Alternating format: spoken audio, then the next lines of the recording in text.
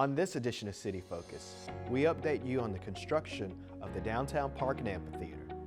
The Chamber of Commerce and the city team up to help small businesses. The Valdosta Fire Department gets ready for Fire Safety Week. And the Valdosta Police Department starts its Citizen Police Academy. These stories and more on this edition of City Focus.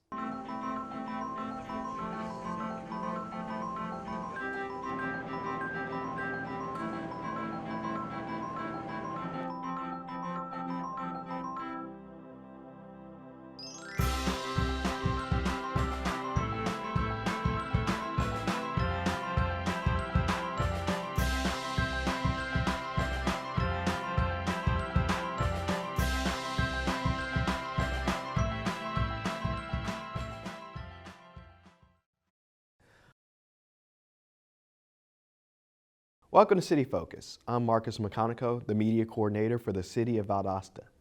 This is the 16th episode of City Focus in 2021. City Focus is your source for what's happening within your government.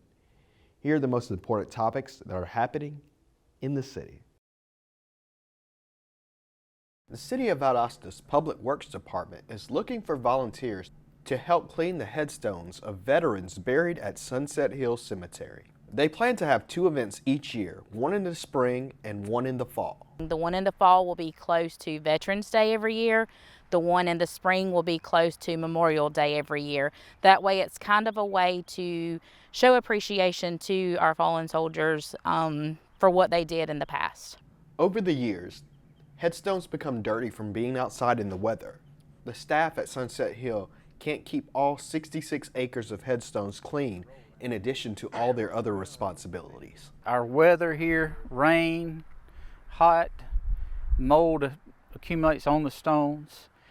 And what we're looking to do here is to go in and actually clean them so people can actually read their loved ones that passed away. And some of them are in the past, and there is no more loved ones to take care of them. Make a real statement that we care, about what goes on out here, and that people can enjoy walking around and seeing what somebody's life was a long time ago. The first event will be held Saturday, October 16th. City of Valdosta's website, there is a sign-up link. You can go on it, you can sign up. Once you sign up, it comes straight to us. We'll have all that printed out the day of. All you have to do is just come, let us know you're here, and that's it. Just reach out to us. Sign up at the website below.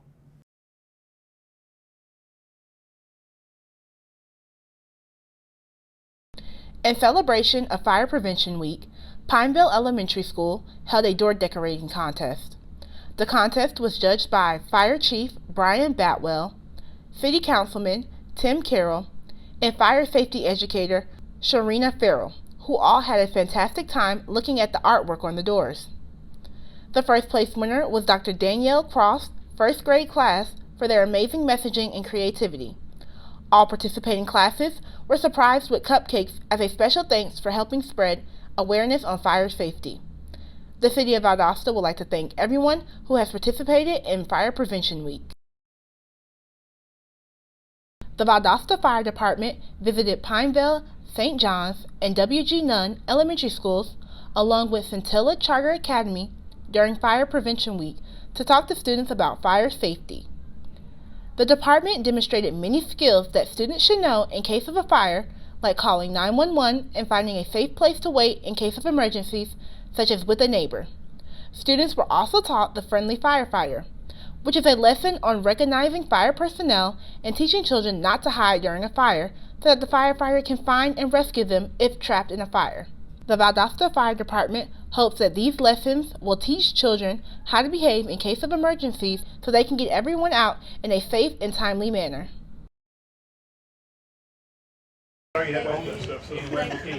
Country Financial of Valdosta is giving back to the community by donating $1,500 to both the Shop with a Cop and Shop with a Firefighter programs. I've been saying it for years. This community is one of the finest I've ever lived in, and I did 20 years in the military and lived in a lot of places. And anytime the city of Valdosta is needed, the community, they come out in force. I want to thank the contribution that we received today. It's an outstanding donation, and we're hoping to help many families with. Ford Bowen says it's a privilege to be able to help local kids have a great Christmas. We thought it was a great program as well. So it benefits the firefighters, it benefits us, and most importantly, it benefits the families in need and those children to help them have a special Christmas time. To have the opportunity to help somebody out is very special. And to get them to build a relationship with the fire department as well, to see that there's people in the community, there's role models. These programs are just another way for the police and fire department to serve the community. There's a lot of worthy causes out there. This one you can actually see what your money is doing. It's been a program that's been in existence, and it's something that we're looking for more contributions so we can help more kids here in Valdosta. If you would like to donate to either program, contact the Valdosta Police or Fire Department. The Valdosta Police Department held a swearing-in ceremony to welcome its newest members, Officer Andrew Patterson and Officer Jeffrey Pena Quiones, to the force. Everybody here has really been helpful, and anything we've needed, they've always been there. And it's been a long process, but I've really enjoyed and learned a lot of new people and a lot of new things. The officers have 2 more weeks of training before citizens can see these new faces on the street. It was a long road, a long time coming. I definitely thought this day would never come. The academy was extensive, in my opinion. 11 weeks, but 11 weeks was pretty long to me. But it was good, and I feel great. I feel very proud. The City of Valdosta would like to give the newest members of the force a warm welcome to Valdosta. Mayor Matheson and Valdosta State University teamed up to create a mock press conference simulation for the university's journalism students. It definitely makes me feel like the city cares about my education, It's allowing me to kind of practice a little bit for press conferences later on in my life, so it seems like my education is really important to them. Not only did the simulation help students understand the inner workings of a press conference, it also gave them a more in-depth look into the city of Valdosta. Today's experience with the mayor was very eye-opening to learn a lot of things, about the city, and especially from the mayor also, about like how they go about planning, how the team comes together. I learned a lot about teamwork today also, because at first I thought mayor was, by themselves, stuff like that. It's their final rule, but I learned a lot today from the mayor and a lot of things that he has done for the city of Valdosta. The City of Valdosta is proud to partner with the university and hopes to create more projects like this in the future. Members of the Valdosta City Council held a cornhole tournament at the Georgia Beer Company to raise money for the first responders injured in an accident in July. In addition to council members of the County Commission, the Police Department, Fire Department, and others joined to help. One of our missions is to put our beer to work, helping make our community a better place to live. And when we were approached by the City Council on whether or not we wanted to participate in this, it was right up our alley, especially helping out one of our first responders or a group of our first responders who were injured on the job. That's important to us, but also seeing the county and the city working together, something that we're really proud of about Lowndes County and Valdosta. Very thankful for the entire event, and Georgia Beer Company and 8 Finger Jack Food Truck, and the contributions to our injured first responders just solidifies the fact that the community still comes together and supports our employees that were injured earlier this year. We thank everyone that participated in the event.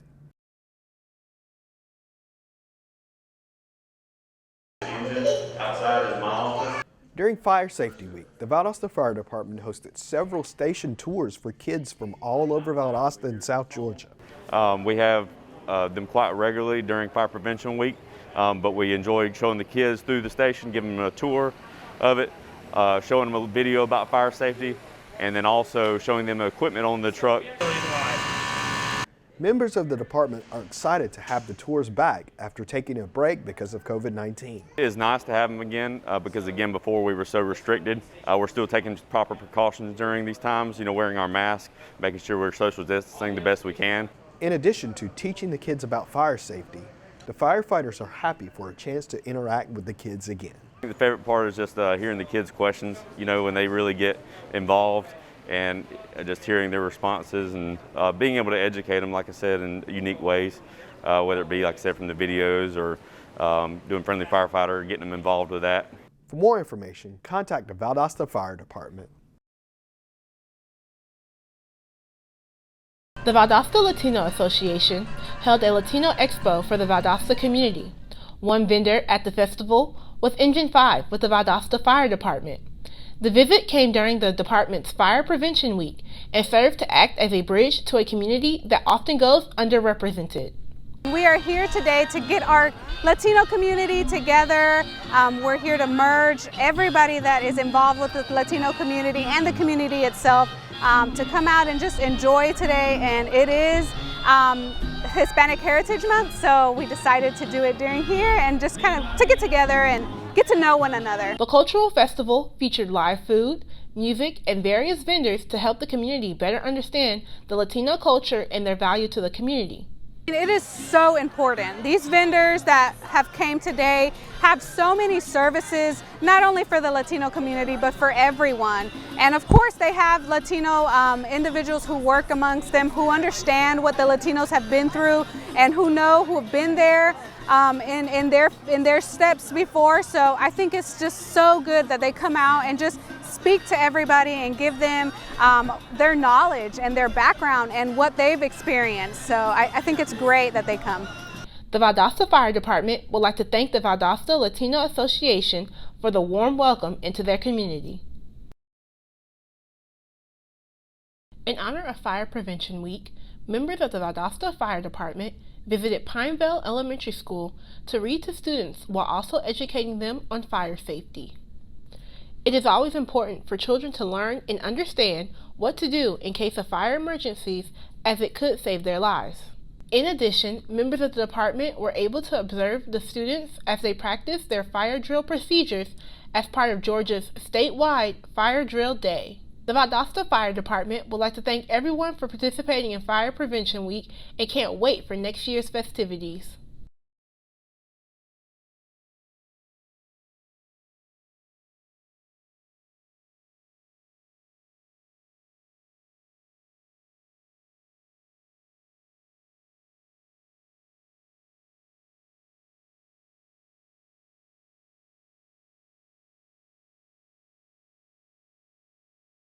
Today I'm going to talk to you about physics. Come on in, girls. Let's go. This is the first rocket to get humans to Mars. Really tall. I'm a rocket structural engineer, designing and building parts of the rocket. You are the generation that will be stepping foot on Mars. Do I have a group of astronauts on my hands? Yes. You can become a rocket scientist or whatever else you want to be. Hey world, I have a quick message. It's about safe driving. All right, let's go. Anytime you're driving, have the seatbelt buckled tight, both hands on the wheel and your phone out of sight. When not in your hand, trying to text somebody back, because if you do, your car might get smacked. The moral of the story, just put your phone down. The people on the road will stay safe and sound. Put your phone down, put your phone down. People on the road will stay safe and sound. Yeah.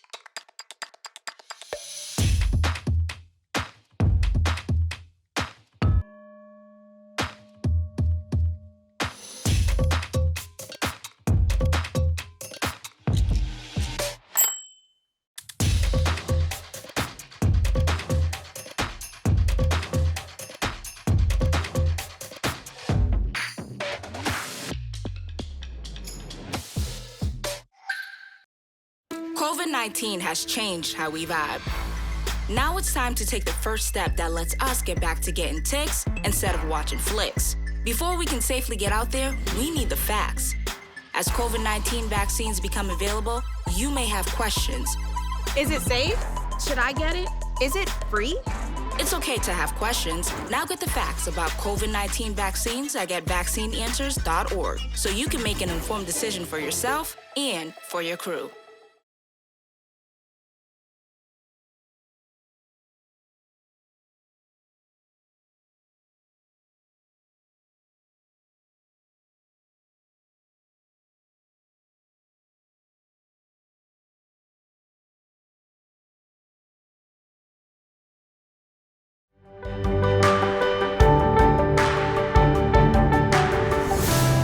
Well, we're pretty much overwhelmed. We're doing the very best we can, but the volume of patients that we see is more than we saw previously. Just like to encourage everybody to please go ahead and have your family members and your loved ones get the vaccine. It's the thing to do. If you want to protect your child, you want to protect your loved ones, especially the ones with chronic illnesses, immunosuppression, the best way to do that and to reduce your risk and their risk of getting really sick from COVID-19, getting long-haul COVID symptoms, is to get the vaccine. I'm telling all the patients I see in the clinic who haven't been vaccinated to go that very day, and we try to facilitate that for them.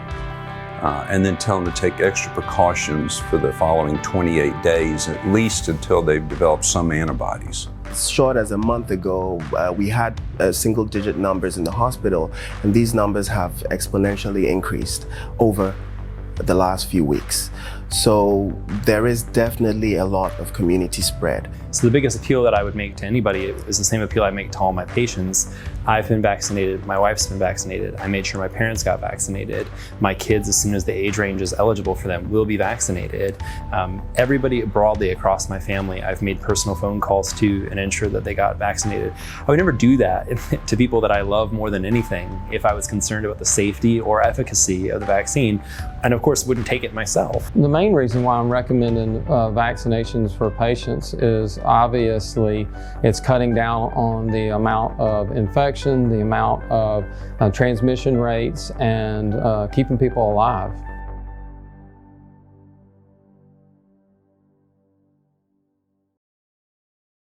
Well, currently where it stands right now is that we had a public meeting that was a mediation process with Judge Norman Fletcher, that was the mediator.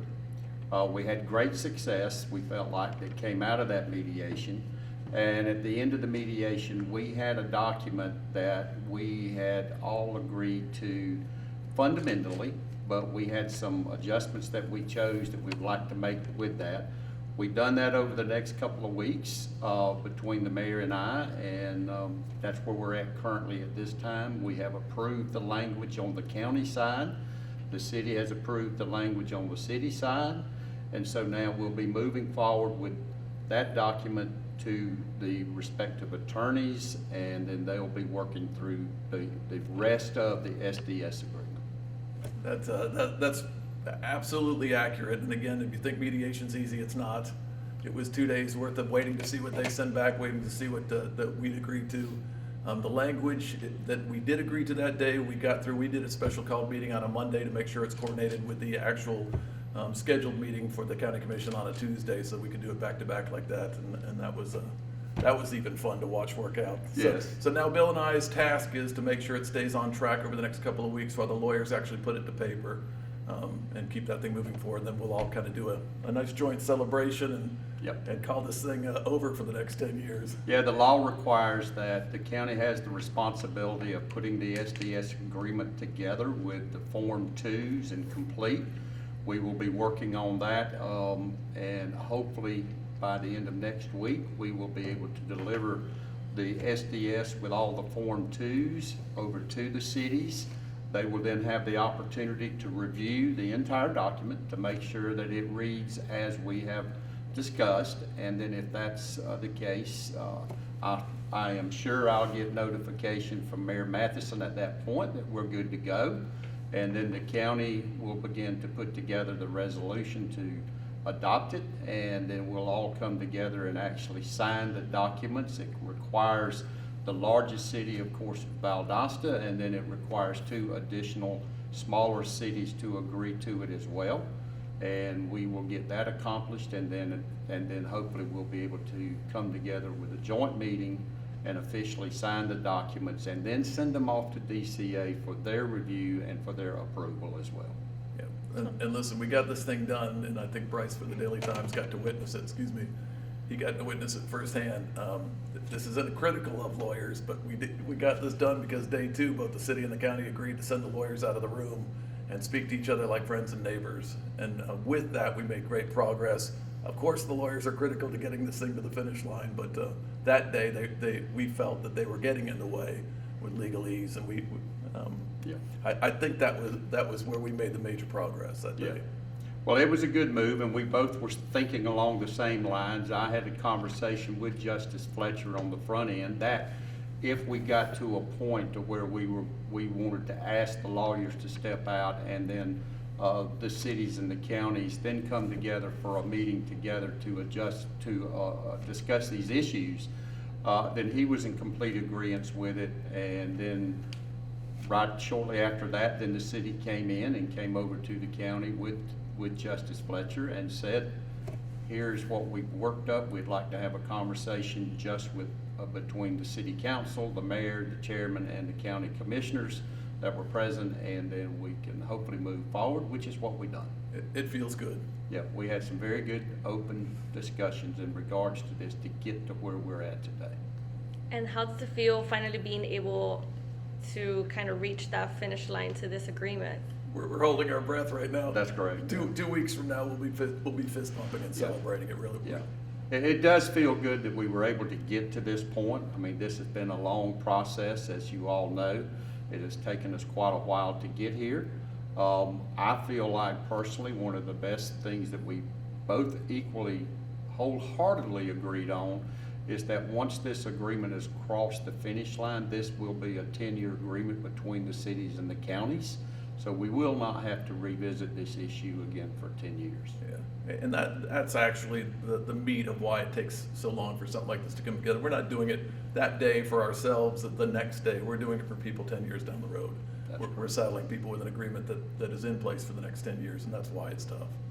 And for viewers and the community, how is this agreement going to affect them? Well, really, we feel like that from the county standpoint that the only issue that we really are, we're not totally and completely happy with, I'll be honest with you, that's what it boils down to, but it is something that we can live with and work with, was the issue on a roads issue.